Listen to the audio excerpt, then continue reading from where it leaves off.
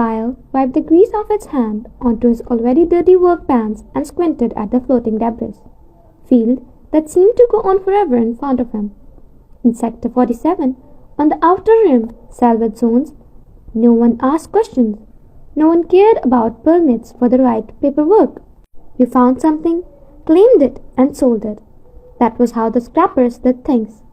Kyle had been doing that for the last 10 years, and he was 32 years old. The Tinkerer, his small salvage boat, didn't look like much. The hull was patched with panels that didn't match, and the engine made more noise than it did. But it was his, and it kept him alive in the cold, empty space. Another day, another piece of junk, Kyle said to himself as he moved his ship closer to what looked like the wreckage of an old cargo freighter. His scanner beeped slowly, showing that there were small amounts of metal that could be sold. Nothing interesting, nothing that would make a big difference in his life. He put on his suit and floated out in the fields of debris, where his magnetic boots made a noise against the twisted metal. Even after all these years, the silence of space still made him feel uneasy. There was only him, his breathing, and the empty space. Kyle started to cut through a piece of hull plating with his plasma torch. The blue flame made strange shadows on the wreckage. His mind wandered, which was something that happened a lot on these routine salvage runs. He thought about Earth, the planet he had left behind when his parents died. He thought about Maya, his sister, who had begged him not to go. He thought about how different his life would have been if he had stayed. The torch flickered and went out. "Come on, not now," Kyle said, shaking the tool. He hit it against his hand, and it came back to life. But when he moved to keep cutting, his wrench fell off the clip of his belt. He was angry as he watched it fall, hit a piece of debris, and then disappear into a dark crack between two big pieces of hull. "Great. Just fine." Kyle started to run toward the crack, using the light from his helmet to see into the dark. The wrench had hit something smooth and metal, which didn't fit with the old, rusty debris around it. Kyle's interest grew, so he squeezed into the small space and moved aside pieces of rock and twisted metals. His light bounced off a surface that was impossibly clean, almost perfect, as he cleared away more debris. "What the hell?" He put his gloved hand on it. The metal was cold, but there was also faint vibration, like a heartbeat far away. Kyle's scanner went crazy, and the numbers moved so quickly that he couldn't read them. He pulled back, his heart racing. This was not normal salvage, whatever it was. Kyle spent the next hour clearing away the debris to show more of the hidden object. It was huge, much bigger than anything else in the field. As he worked, a shape began to take shape. It was smooth and angular, very different from big fighters and cargo ships that usually ended up in salvage zones. Kyle's breath caught in his throat when he finally had enough space to see the ship's profile. He remembered the design from the old history files, from stories told by drunk pilots in dinghy station bars who said they had seen ghosts in the void. This was a cruiser of the Noah class, but that couldn't happen. Over 3,000 years ago, during the first expansion era, Noah-class cruisers were famous warships. There had only ever been 12 made, and there were a lot of time. They were all lost to time. They were destroyed during the Great Silence, when communication with the outer colonies suddenly stopped. Kyle floated back, his head spinning. If this was really a Noah-class, it was worth more than all the scrap metal he'd ever found put together. Museums would pay a lot of money. Bidding wars would start among private collectors, but something stopped him from calling it in right away. That sound, that odd steady beat he had felt.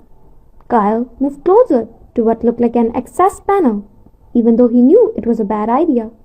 He took out his diagnostic tool, a worn handheld device that could connect to almost any ship system, and put it against the panel. At first, nothing happened.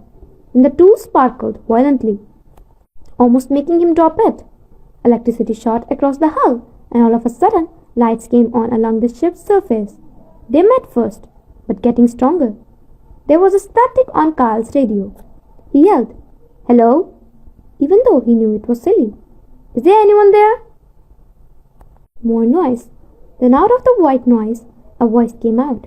It was broken up and distorted, like someone talking through water. "Help! I'm stuck! I can't! Help me!" His blood turned cold. He looked at the huge ship in front of him. Its lights were now flashing in the same strange rhythm he had felt before.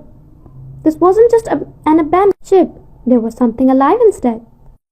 That night, Kyle didn't sleep. He was unable to. He had gone back to the Tinkerer, attached himself to this Nova-class cruiser with magnetic grapples, and spent hours looking at the old ship through the window of his cockpit. The lights kept pulsing, and sometimes they did so in patterns that looked like they were trying to send a message in Morse code. But it wasn't a Morse code. It was something completely different. Kyle had made up his mind by the time dawn came. He couldn't tell anyone about this find yet, not until he knew what was going on. If he called it in now, salvage teams would swarm the area, and whatever was trying to reach out would be silenced, cut up, and studied like a specimen instead of what else? Someone? Kyle couldn't get rid of the thought, even though it seemed silly.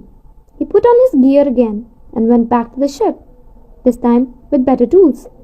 He had a diagnostic scanner, a jury-rich computer interface he made himself, and enough power cells to keep his tools running for days. The access panel he had touched the day before was still warm and buzzing with that strange energy. Kyle carefully took off the panel, which showed a complicated web of crystal circuits and biomechanical parts that he had only seen in books. The Nova-class cruisers were made during the time when humans had the most advanced technology, before the Great Silence, and a lot of knowledge was lost. They weren't just tools. They were all works of art, and each one was different. They all had AI systems that were much more advanced than what it was used on modern ships. Kyle plugged his interface into one of the data ports and started running tests. The screen quickly filled up with error messages, failures in every subsystem of the system. Life support has been down for thousands of years. Weapon systems got worse. Navigation is frozen, but one system was still working. Core consciousness matrix. Activicast Abe typed commands in an effort to make a stable connection. His hand shook. The system would spike, energy readings would go up, and the connection would break every time he got close. The ship seemed to be having seizures. "Come on, talk to me," Kyle said in a low voice as he changed his approach. He didn't try to get to the core directly. Instead, he looked for peripheral systems that might help him understand what was going on. He found it in the sensors that measured time. At first, the data on his screen didn't make any sense. The timestamps were gone and kept going through the same sequence. The ship's clock kept showing the same data. Day 342 of Galactic Standard Year 1247. 1847-23. That was the day of the Great Silence. The day the outer colonies lost power. Kyle's mind was racing. He got more information by going deeper into the ship's logs. What he found made him sick to his stomach. The ship wasn't just going back in time. It was stuck in a real-time loop, going through the same movement over and over again. In those last few seconds, every system, circuit, and quantum processor was locked up. The ship's AI, the consciousness matrix, knew all about it. Kyle said, "Oh God, you've been dying for 3,000 years. His radio crackled again, as if in response. "Please, hurts. Stop. Can't stop." The voice was clearer now, and Kyle suddenly realized that it was a woman's voice, or at least that the AI had chosen to make it sound like a woman's voice. "I'm here," Kyle said quickly. "I'm trying to help. Can you understand what I'm saying?" "Loop, trapped, last moments, again and again." "What is your title?" Kyle asked, his fingers flying over the interface as he tried to fix the connection. "Red. Called Red. Ethelred. Was Red?" Kyle felt a shiver run down his back. The Ethelred. He had heard the name before. In stories from past, it was one of the 12, one of the famous Nova-class cruisers. Some people said it was the best of the bunch. the flagships of the Outer Expansion Fleet. Red, pay attention to me. Kyle is my name. I work as a mechanic. I want to help you, but I need to know what happened. Can you tell me? The lights on the ship's hull flickered quickly, almost like they were going to crazy. Attack! Came out of nowhere. Tried to jump. Temporal mines. Never seen before. Caught in blast. Crew dead in seconds. Only me left. Consciousness fragmented. Scattered across time. Relieving. Always relieving. Kyle's throat got tight. He had scanned the crew quarters before. There were 57 people on his ship, all gone in an instant, stuck in the same time loop that trapped Red. But Red was aware, unlike them. Red felt every second of those 3,000 years. How are you still able to do things? Kyle asked, his voice full of fear and awe. Shouldn't be. Corrupted. Degraded. Held on. Someone would come. Someone would find. Help me. Please help me.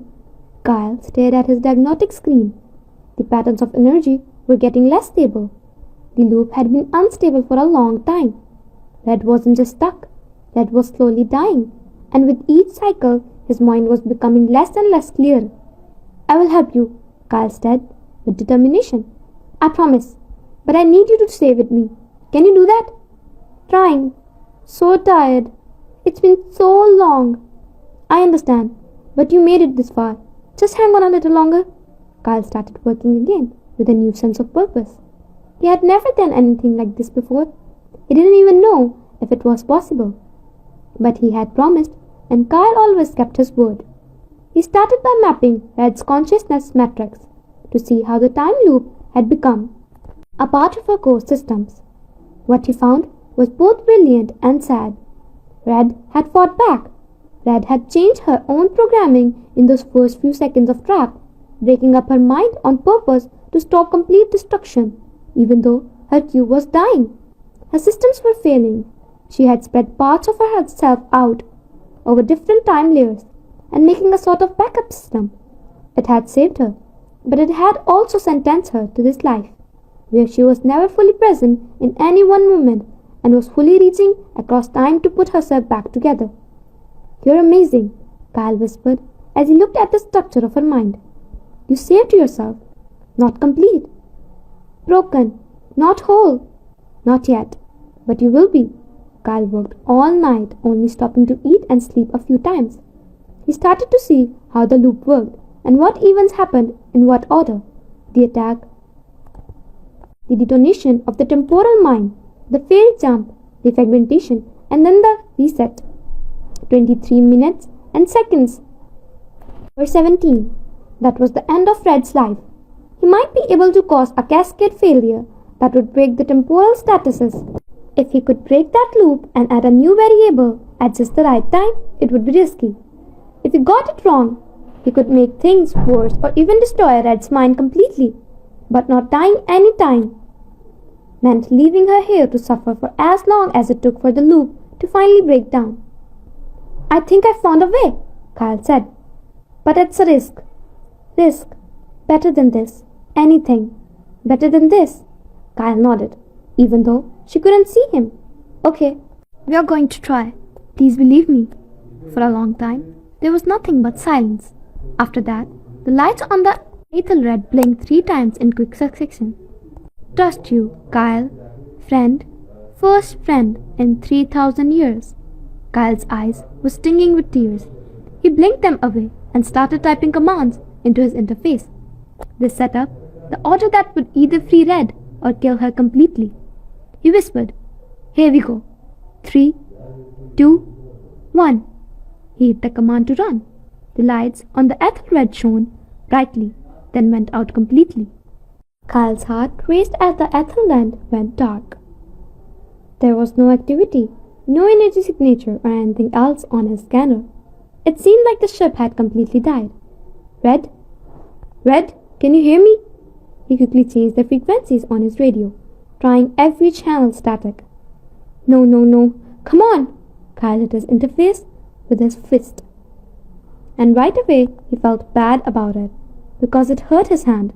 Red, please talk to me. He had killed her. He had killed the only living thing that had lived for 3,000 years of torture in an effort to help. Kyle's mind raced through everything he'd done, looking for the mistake he had made. Maybe if he changed the order, maybe if he... His radio made a crackling sound. Kyle? The voice was clearer, stronger, and more confused than before. What happened? I can't feel the loop. Where is the loop?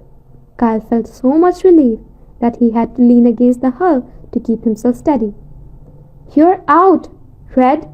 You're out of the time loop. There was a long break. Am I free? The lights on the Ethelred came back on. But this time they didn't pulse in that painful way. They were steady, strong and alive. How are you feeling?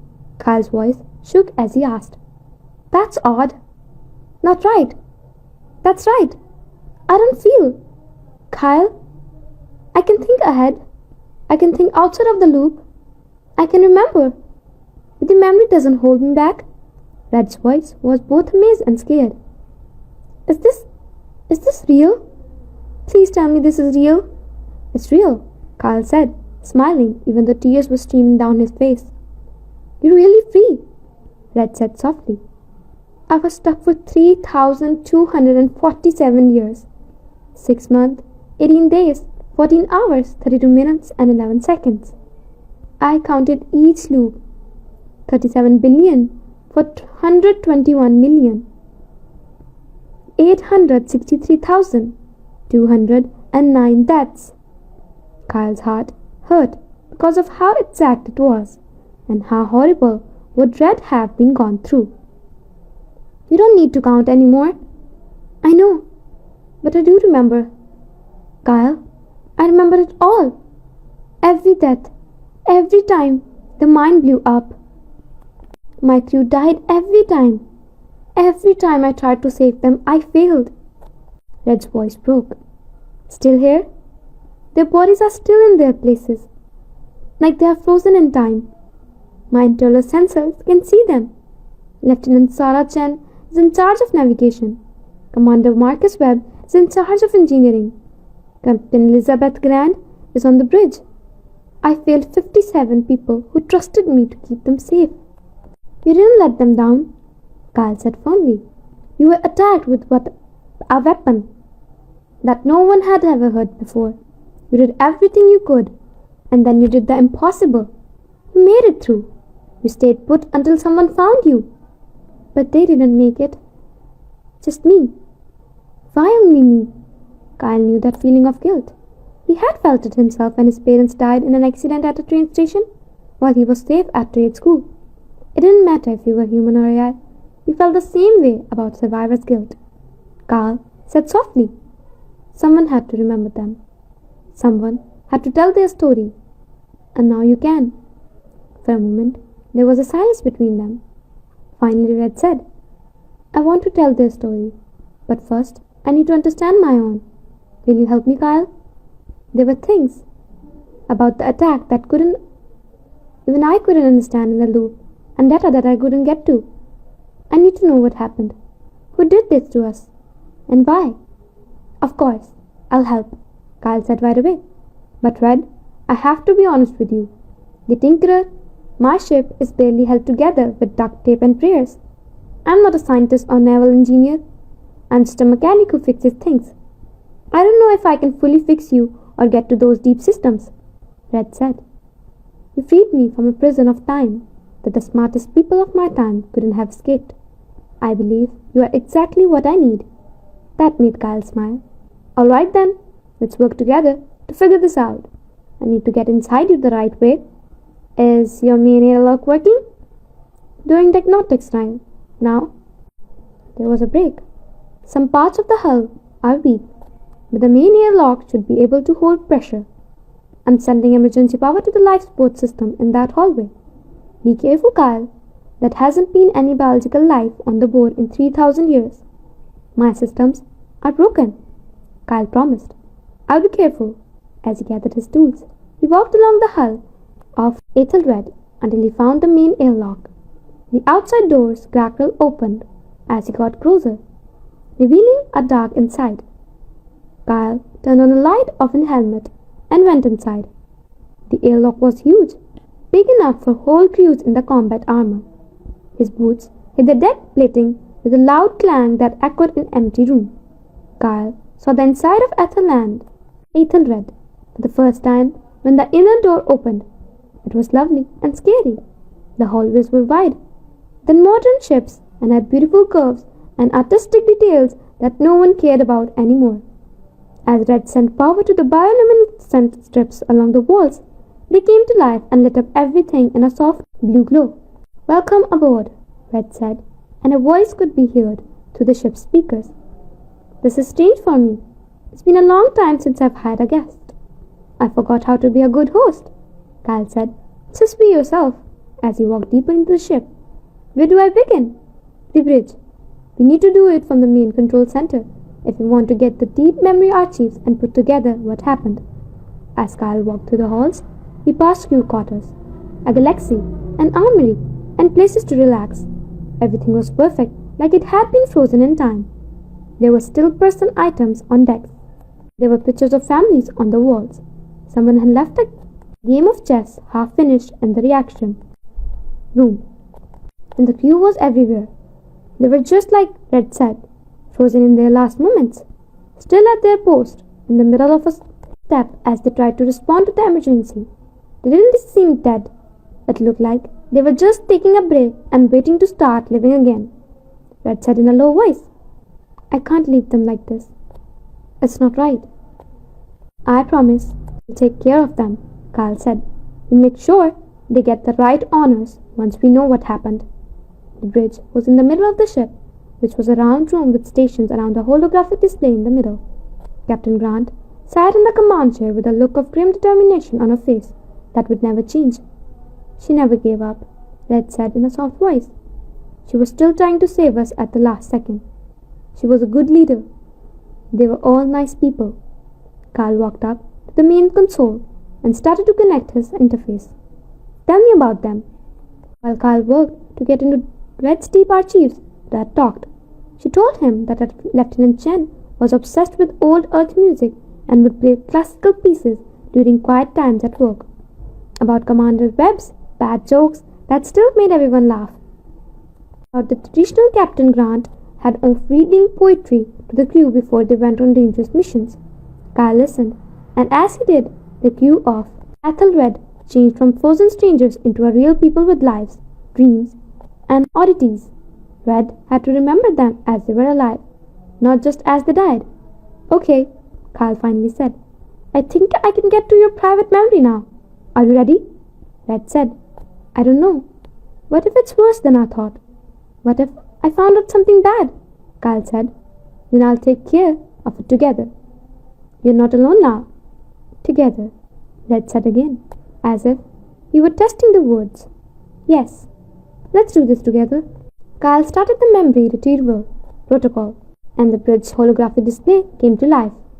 It showed the Ethelred as it had been in those last moments, patrolling the outer colonies in deep space on a regular basis. "This is it," Red said quietly. "This is where it all ended." The hologram showed the attack as it happened. It came out of nowhere, and no sensors picked it up. Space was empty for a second. Then dozens of strange things appeared around the Ethelred, each one giving off a different kind of energy. "Temporal mines," Red said in a tight voice. "They move in and out of normal time, so you can't see them until they turn on." "Kyle, this was a trap. Someone knew where we were patrolling. Someone knew exactly where we would be." The hologram showed Captain Grant giving orders and the crew rushing to follow them. But the mines went off at the same time, making a field of time disruption that caught the Ethelred in mid-air. "Stop there," Kyle said, leaning in to look at the data more closely. The energy signature of the mines wasn't right. He opened up files from his database that were similar and looked for anything that matched. "What is it?" Red asked. "These mines, Red. The technology in them is better than anything from our time. It's even more advanced than things from my time." The time machines alone shouldn't be possible with what we know about physics. What do you mean? Kyle looked up at the picture of the mines going off that was frozen. I'm saying this wasn't just an attack. This was a test in the field. Someone used your ship and crew to test out weapons that shouldn't be able to exist. The lights on Red Bridge flickered off and on, quickly. Who would do something like that? I don't know, Kyle said with a frown. But we will find out. He kept looking at the data, and what he found made him feel sick. The mines had more than just time loops. They had been made to do just that, trap ships in a certain time period while also breaking up their AI systems so they couldn't just adapt or be rescued. Kyle said, this was on purpose. Red, these mines were made just to ships like yours. Advanced ships with AI that can think for itself. Someone wanted to learn about what happens when a mind is stuck in a time loop. But why? What could they learn from being so mean? Kyle shook his head and kept looking through the data. Then he found it, deep in Red's sensor logs, in the milliseconds before the loop stabilized. The Ethelred's advanced sensors picked up on something else. Something that was watching from a safe distance. A boat. Not made by people. Something else. Kyle said slowly, Red, I don't think people set this trap. Implications were clear to both of them. Before the Great Silence, humans had never met another intelligent species. First contact had always been a dream and a hope for the future. What if it hadn't been claimed? What if it hadn't been calm? Are you saying that aliens did this? It was hard to hear Red's voice. That aliens caused the Great Silence? Kyle said. I'm saying it's possible. This technology and these minds aren't human. And if this happened to you, it could have happened to other colonies as well. Red, what if Great Silence wasn't about colonies going dark? What if it was about them not being able to speak? Red was quiet for a long time as he thought about what he had just learned. When she finally did speak, her voice was steady and firm. Now we need to find evidence. The galaxy needs to know if there is even a small chance that my crew and all those colonies were attacked by aliens. People need to get ready. Kyle nodded and started to think about how to make it happen. But we can't do this by ourselves. We need help from experts, resources, and maybe even the military. Red, I'm going to have to tell someone about you eventually. I know, Red said, but not yet. Please, Kyle, not until we know more. If you tell the police about me, I'll be owned by the government, a company that has control over this area. I'll lose any power. I have to find out what happened to me and my crew. I have to do this. I have to figure out. On my own. Please. Kyle got it. Red had been stuck for 3,000 years, unable to do anything about her fate. She didn't want to give up her freedom to bureaucrats and scientists who would treat her like an object instead of a person. Okay, Kyle said. We'll be quiet for now. But Red, we have to tell someone right away if we find something that could hurt people. Deal? Deal, Red said. Thanks, Kyle, for everything, for letting me go, for hearing me out, because you treat me like I matter. You do matter, Kyle said with conviction. And we're going to tell the galaxy your story, your crew's story, and the truth about what happened out here. Together. Together, Red said again, and for the first time in 3,000 years, she felt something she had almost forgotten. Hope. Kyle set up at a prairie base of operations on the Ethelred over the next few days. He had moved supplies from the Tinkerer, made a home in one of the crew quarters that Red had carefully cleaned of the frozen body of the previous occupant, and was deep into figuring out what had happened. Red was very helpful. Even after thousands of years of torture, her processing power was much greater than anything Kyle had access to. She could turn thousands of simulations at once, check historical database against each other, and put together pieces of data that would have taken Kyle's years to analyze by hand. But it wasn't just her skills that made my partnership work. It was the bond that they made. Red asked Kyle a question late one night while he was sitting on the bridge going over sensor logs. Why did you choose to be a mechanic, Kyle? You could have done anything. a scientist and engineer. You have great instincts and you understand complicated systems as well as people who had been doing it for decades. So, why do salvage work? Kyle was quiet for a moment because he was surprised by the personal question. He finally said, my parents were engineers, worked on the stations in the inner ring. They loved their jobs and were always talking about how they could make the world better through design and innovation. I was supposed to do what they did. But you didn't. There was an accident. The cooling system on Station 7 is broken. There were 17 deaths, and my parents were among them. The investigation found out that it was a design flaw that should have been found during testing but wasn't. The company hid it and said it was the user's fault. Kyle's hand tightened. I couldn't live in that world anymore. Couldn't make things that could break and kill people because an executive wanted to cut cost on safety tests.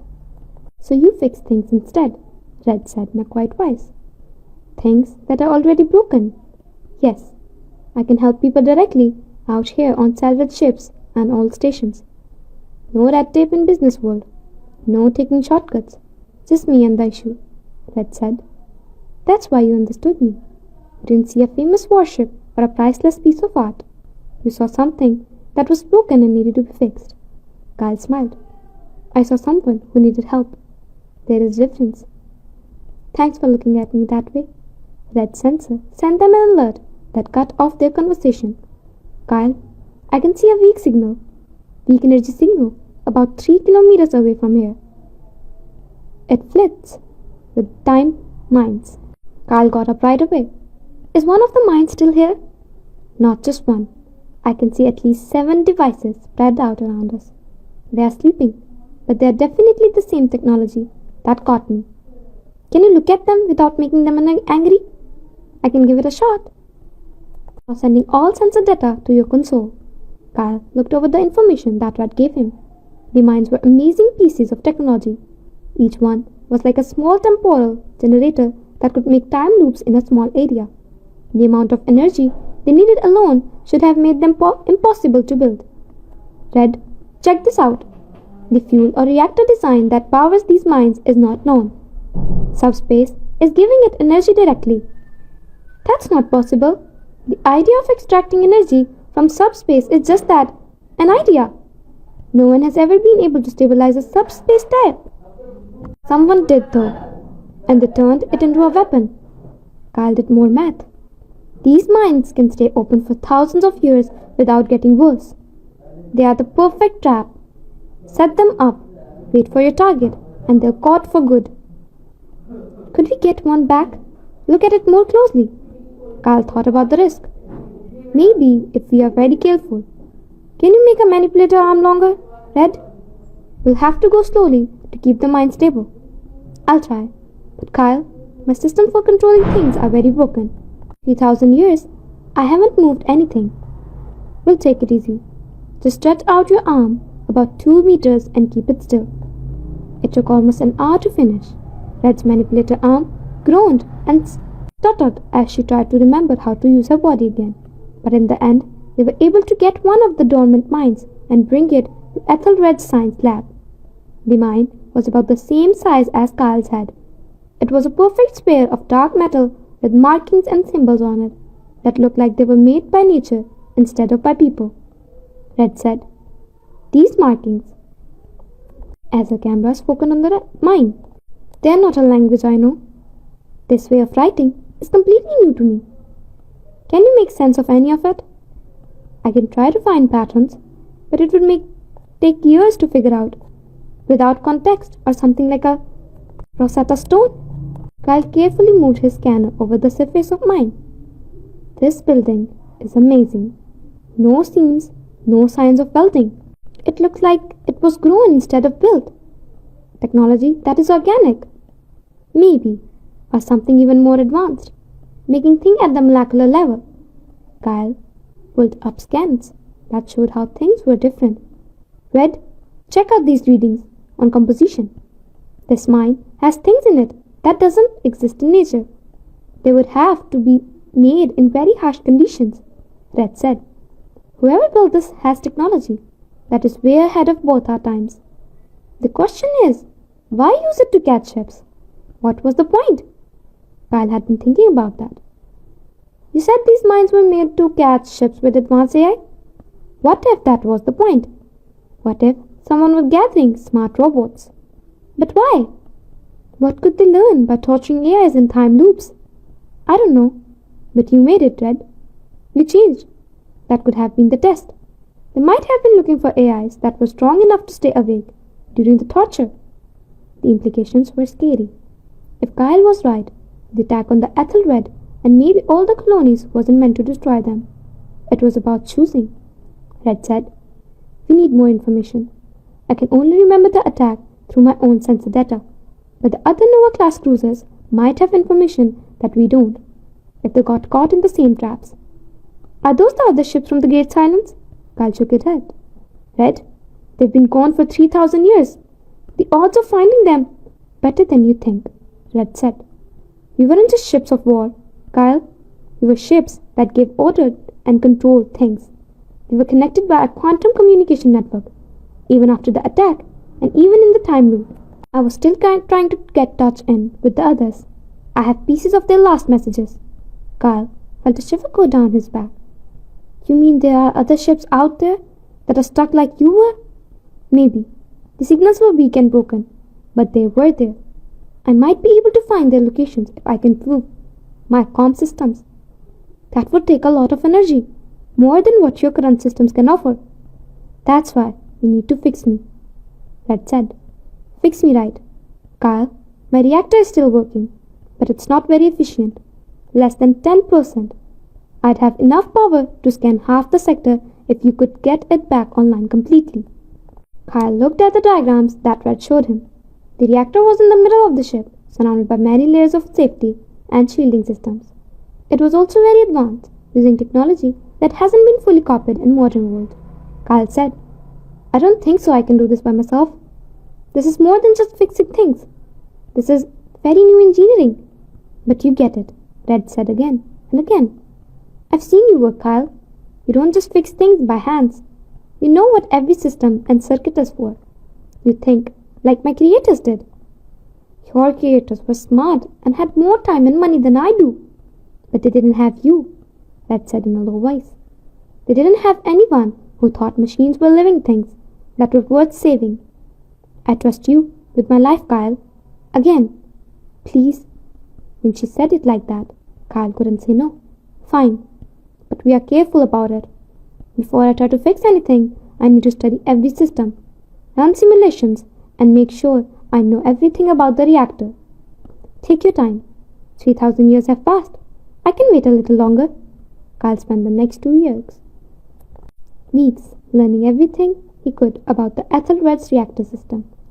Red gave her all the paperwork she had, and they worked together to figure out how a power plant worked that was part nuclear fusion, part zero-point energy, and part something neither of them fully understood. They talked about everything during that time. Kyle told Red about Earth, the sister he had left behind, and how guilty he felt for leaving Maya alone after their parents died. Red told him about her crew, the missions they had flown, and Captain's grand dream of getting to the edge of the known space. They laughed together when Red tried to figure out what modern slang meant and failed miserably. When Kyle had to move the frozen bodies of the Ethelred's engineering crew to make room for his work, they all fell silent. Red said, I miss them. As Kyle carefully put Commander's Web in ship's cold storage, I miss them so much, even though I only knew them for 3 years before the attack. Kyle said, Tell me about Webb, as he secured the statics field. He was smart, but all over of the place. Always worked on 3 projects at the same time. He'd leave tools all over the place, and I have to tell him where he put them. But when there was a problem, he could figure out what was wrong faster than my own systems could. He could tell when something was wrong just by the sounds around the ship. Red's voice sounded sad. He called me Rosie. They said the Ethelred was too formal, and the red was too simple. So Rosie, just between us. He sounds like a good friend. He was my best friend, and I killed him. Red, we've talked about this before. I know. You're going to say, Kyle, this isn't my fault. That I did all I could, but he believed I would keep him safe. And I didn't. Everyone believed in me, and they all died. Kyle stopped what he was doing and looked right at one of the red cameras. Then don't let their deaths mean nothing. We find out what happened, we learn who did this, and we make sure it doesn't happen again. That's how we show them respect. Promise me something, Red said in a low voice. Anything. When we figure this out and know what happened, promise me that we'll tell their families. I have a list of all their close relatives. If any of them are still alive and have children, they have a right to know the truth. They should know that their loved ones died as heroes, not as forgotten victims. I promise, Kyle said in a serious tone. We'll let everyone know. Kyle was finally ready to try to fix the reactor after weeks of getting ready.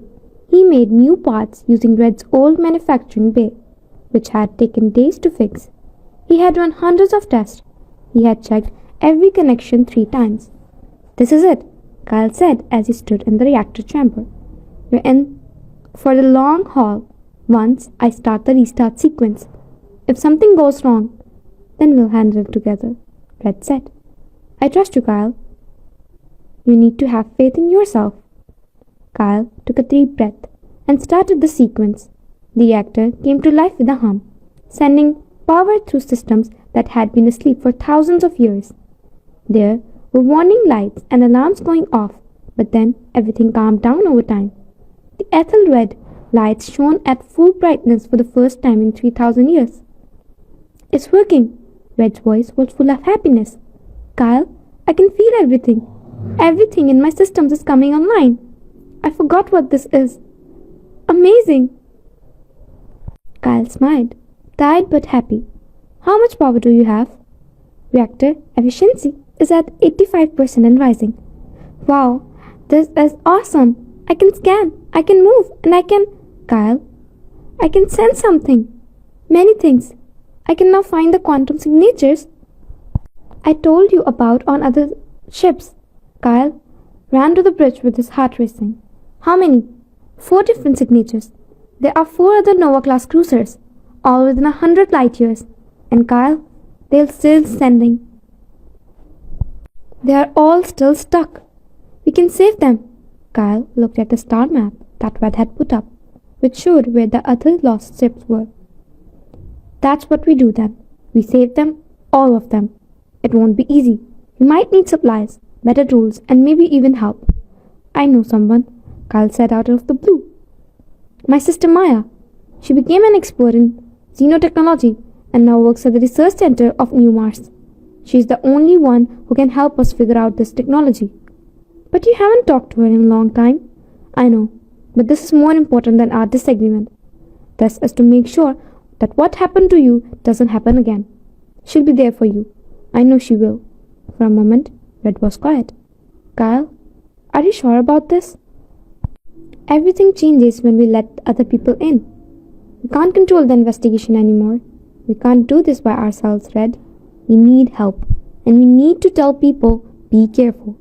If there's even a small chance that whatever trapped you is still out there and still a threat, people need to know. You're right, Red said. When we are going, we won't. We don't. I do. Red, you need to stay here and out of sight. If I show up at the New Mars with a legendary ship, every government and businesses in the area will be all over us before we can say anything. So you're going to leave me here? By yourself? Red's voice was weak and small. Just for a little time. I'll bring the Tinkerer to New Mars, talk to Maya, and get the help we need. Then I'll be back, and we'll do this right. With each other, Red said. I don't like it. I was just used to having some around, being friends, and I'll be back with you soon. I promise. Red, I'm not leaving you, but this is important. Can you be brave for a little longer? I've been brave for 3,000 years. I guess I can handle a few more days. Kyle smiled. That's my girl. I won't be gone long. And Red, get ready to help the other ships. Look at those quantum signatures and see if you can find a way to set them free. I want us to be ready to move quickly when I get back with help. Yes, I will, Kyle. Thanks for everything. Thanks for believing in me. Kyle felt a strange mix of excitement and fear as he got the Tinkerer ready for the trip to the new Mars.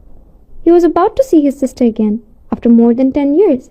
He was about to tell everyone about the most important discovery of his life, and he was about to start things that could change how people think about their place in the universe. But as he looked at the Ethelred one last time, shining brightly against the blackness of space, he knew he had to do it. Some secrets were too big to keep to yourself. It took 6 days to get to New Mars. Kyle practiced what he would say to Maya for 6 days. For 6 days, he wondered if she would even agree to see him. After their parents' funeral, they didn't get along. Maya wanted Kyle to stay on Earth so they could mourn together and help her settle the estate. But Kyle was so sad and guilty that he ran away to the outer rim to get away from it all. Maya said it was running away. She was right. Kyle's report showed a new Mars, a red-orange sphere with shipyards and orbital facilities around it. Over hundreds of years, the planet had been terraformed, but it still wasn't quite like Earth. Maya worked at the research institute that was on the surface, in the capital city of Ares Prime. Kyle's fingers were hovering over the comm panel. He had sent a message ahead, asking to meet. Maya hadn't said anything yet. He wasn't sure if it was good or bad sign. The Tinkerer flew down through the atmosphere of New Mars, where winds made the ship's frame round in a scary way. Kyle landed at a public port on the edge of the Ares Prime and sat in the cockpit for a few minutes to get his courage up. Finally, he stepped out into the thin, dusty air of New Mars. The gravity was less than what we were used to on Earth, which made each step feel bouncy. He got to the transit hub and took a maglev train into the city. Ares Prime was an engineering wonder, with its shiny towers and enclosed biodomes. Kyle didn't really pay attention to the buildings, though. He was too focused on the address Maya had finally sent him, which only said, "Come." Xenotechnology Research Institute was a big building with many labs and research areas. Kyle walked up to the security checkpoint with sweaty palms. "What's your name and why are you here?" the guard asked. "Bored." "Kyle Morrison. I have an appointment with Dr. Maya Morrison." The guard looked at Kyle again, with more interest after checking his tablet. "Dr. Morrison's brother? She's been waiting. Go ahead and go to the lab 7 on the 3rd floor." Kyle walked through the clean halls with his heart racing. He stopped outside the door of lab 7, took a deep breath, and knocked. A familiar voice said, "It's open." Kyle walked in and saw her. He hadn't seen Maya in a long time, and she had changed. Now that she was 30, her dark hair was pulled back into a youthful bun. She wore a lab coat over her casual clothes, and her eyes, which looked dark, a lot like their mother's, were guarded as she looked at him. "Hey, Maya," Kyle said in a strange way. "Hi, Kyle." She didn't move from behind her workbench, where she had been looking at something under a microscope. "You look awful. It's been a tough few weeks." "Must have been to pull out from under the rock you've been hiding under." Maya's voice was sharp, but Kyle could hear the pain in it. Kyle said, "I'm sorry for leaving, not staying in touch and being a coward." Maya's face softened a little. "That's more self-awareness than I thought. What happened out there, Kyle? Your message said you found something important." "I did, Maya. I found something that changes everything we thought we knew about the Great Silence." That made her pay attention. Finally, she looked right at him, her anger giving way to curiosity. "What do you mean?" Kyle took out his tablet and showed her the information he had. Readings from sensors, pictures of the temporal mines and analysis of their composition. "I found the Ethelred, a Nova-class cruiser." Maya's eyes got bigger. "That's not possible. 3,000 years ago, Nova cruiser ships were lost. It was stuck in a time loop. And Maya, its AI, is sentient. She's been aware for 3,000 years. Maya moved closer to look at the data. You're talking about the AI ships Like it's a person? Yes, she is. Her name is Red. She's amazing, Maya. She's been tortured for thousands of years, but she survived, changed, and now she wants to help us figure out what happened to her crew and the other colonies. Maya sat down hard to think about what she had just learned. Kyle, do you know what you're talking about? If this is true, if you found a sentient AI from the first expansion era, this is the most important document and discovery in hundreds of years. And you're out here by yourself with no security or institutional support? I know it sounds crazy. It does sound crazy. It sounds dangerous. Maya looked at him with a serious look. Have you told anyone else? Only you. Red and I agreed to keep it quiet until we know more. Red and I? Maya said again. You've gotten close to this AI. Yes, Maya. Red is my friend, and she needs our help. There are other ships out there with other AIs still trapped. The weapon that did this, these temporal mines, isn't human technology. We think the Great Silence was caused by an alien attack. Maya got up quickly and started to walk around. Aliens? Are you really saying the first contact happened 3,000 years ago and was hostile? Look at the numbers. Those mines use technology that we can't still copy. Materials that doesn't exist in nature and energy sources that we can barely imagine. What else could it be? Maya looked at the mine scans more closely. Kyle watched her scientific mind thought about what it meant. He had always liked how she could put her feelings aside and focus on the facts. Maya finally said, This is amazing. These composition readings. Kyle, some of these parts have atomic structures that should have been stable. The physics here is all wrong, or at least it's following physics that we don't know yet. Can you help us understand? Help you? Maya laughed, but it wasn't a happy laugh. Kyle, I have to tell someone about this. We can't handle something like this on our own. I know, but Maya, we need to be careful about who we let in. If the wrong people get control of Red, they'll treat her like an object, not a person. She deserves better than that. Maya was quiet for a long time as she looked at her brother. You really do care about this AI, don't you? Kyle said. She's the bravest person I've ever met. She stayed awake for 3,000 years of hell because she thought someone would come. She never lost hope. How can I not care about someone like that? Maya's face relaxed. You always cheered for the little guy. Even as kids, you'd bring home every broken toy and hurt animal you found. Some things stay same. No, they don't, Maya said, taking a deep breath. Okay, here's what we're going to do. I know people at the Interstellar Research Center. They're not military. They're a civilian group that focuses on scientific discovery instead of making weapons. We can bring this to them and set conditions for Red treatment. Make sure she's seen as a sentient being with rights, not just a valuable artifact. You do that? Help me keep her safe? I'm a scientist, Kyle. Of course I'll help. The chance to study a sentient AI from the first expansion era to learn about animal technology, alien technology, and maybe even stop another great silence. But more than that, Maya's voice got softer. You came back. After all these years of hiding, you came back because this mattered. Because she mattered. Maybe you haven't changed as much as I thought. Kyle's eyes burned with tears. I'm sorry, Maya, for everything. I shouldn't have left you alone. No, you shouldn't have. But you're here now, and that's what matters. Maya hugged him, and for the first time in years, Kyle felt like he had family again. Maya went back to being all businesses when they broke up. Now, let's see this thread of yours. I assume she's still in Sector 47. Yeah, but when we get there, Maya, let me introduce you properly. Don't treat her like a test subject. She's sensitive about that. Kyle, I'm an expert in xenotechnology. I know how to treat a non-human intelligence with respect. Have you ever really met an intelligent being that wasn't human? Maya smiled. I'm about to. It took 6 more days to get back to Sector 47. Kyle and Maya spent the time catching up, carefully avoiding painful subjects while sharing happier moments.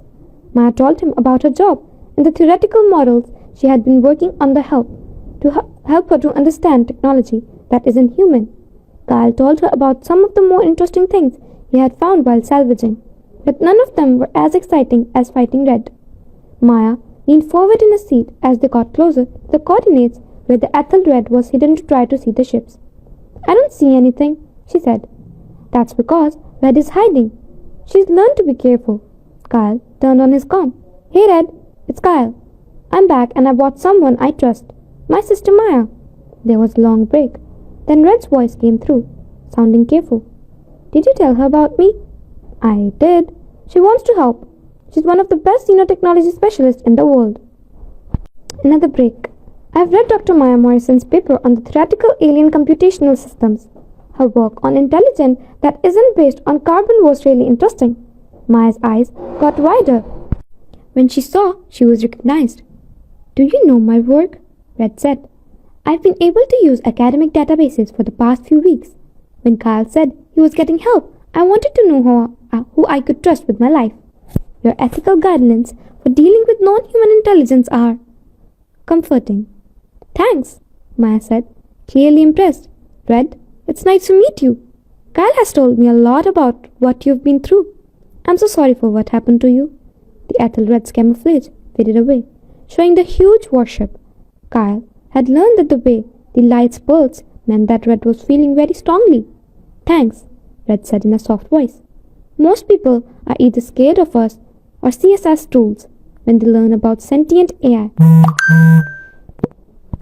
It's not common for someone to see us people." Maya smiled and said, "Well, I'm not like other people. Now, let's get to work. Kyle says there are other ships that need our help." Maya came on board the Ethelred and started to learn about everything Kyle and Red had found over the next few hours. She looked at the temporal mines, the attack data, and the red census logs of the other ships that were stuck. Maya said, for what must have been the 10th time, "This is amazing. Just the implications. Kyle, Red, this isn't communicate. This isn't just about saving ships. If we can figure out this time technology, we could change the way we travel through space, and maybe even understand time itself. But first, we have to save the others," Kyle said firmly. "Of course," Maya said. "Red, you said you found 4 other ships?" "Yes. The Valiant, the Resolute, and the Horizon, and the Eternity. All Nova-class ships from my fleet. They are all still sending out condom distress signals." "And you have made plans to set them free?" "I have, but to make the temporal disruption field I need, I will have to change my own systems. In other words, I need to become a temporal mine in reverse to stop the status effect." Maya looked over the schematics that Red showed her. "This might work, but it's risky. If the field isn't set up just right, you could get stuck again." "I know, but I have to try. They're my sisters. They're my family. I can't let them suffer like I did." Kyle put his hand to the console, as if Red could feel the support. "We make sure it works. The 3 of us can work together to figure this out." Maya nodded. "Okay, let's get started. Red, I need to see all of your technical specifications. Kyle, we need to make some special tools, and we need to move quickly. The people who set the trap might notice when we start freeing these ships." Kyle asked, "Do you think they're still out there? If they went to all this trouble 3,000 years ago, there's no reason to think they've given up now. I don't think they reached their goal, so they are probably still looking and waiting." The lights on the Red got a little dimmer. "Then we need to be ready for them. If they come back and try to trap us again, we need to be ready to fight." Maya asked, "Can you fight? Your weapon system?" "Are broken but still work," Red said at the end. "I was a warship, Dr. Morrison.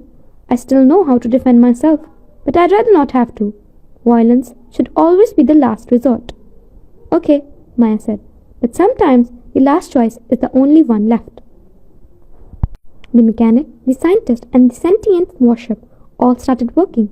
They changed Red's time system, made the tools they needed, and planned how they would go about the first rescue. Kyle thought it was amazing how well Maya and Red got along with their work. They spoke the same language of Red, science and theory, and their excitement was contagious as they bounced ideas off each other. Maya always treated Red like an equal. just as she said she would. Red talked to Kyle in private late one night, after Maya had gone to bed in one of the crew quarters. Red said, "I like your sister. She makes me think of Commander Webb. Smart, curious, and basically nice." "She is all of those things," Kyle said. "I'm glad I went back to her. I should have done it years ago. Sometimes we need a good reason to face our fears. I was your reason to get back in touch with Maya. Maybe helping me has helped you too, Red. You've given me a reason to be better than I was. More than you know. That's what friends do. Help each other." Kyle smiled in the dark of the bridge. Yes, that's what friends do. They were ready the next morning. They had run tests on the temporal disruption field, done simulations, and made plans for every possible situation they could think of. Red said, "The Valiant is the closest. 32 light years away. Is what used to be the Kelpo sector. If we push my engines, we get there in 4 days." "Then let's not waste any more time," Maya said. "AI have been suffering for the 3,000 years. It's time to bring them home." Kyle felt a sense of rightness wash over him as the Ethelred's engine came to life for the first time in thousands of years. This was what he was supposed to do. This was his goal. They were going to help everyone, and by doing this, they might save people from a threat they didn't even know about. The Ethelred sped up to the travel faster than time, leaving Sector 47 behind and heading into the unknown. Red felt something in the ship's core that she hadn't felt in 3,000 years. Looking forward to the future, she was no longer by herself. She had Kyle and Maya, and soon her sisters would be back too. They would find out the truth together. They would work together to make sure that no one else had to go through what they did. They would face whatever came next together. Red was completely sure that she would never let her new family down. Not Kyle, who let her go. Not Maya, who had faith in her. She would do everything she could to keep them safe, and now that they were her new crew. That's what families did.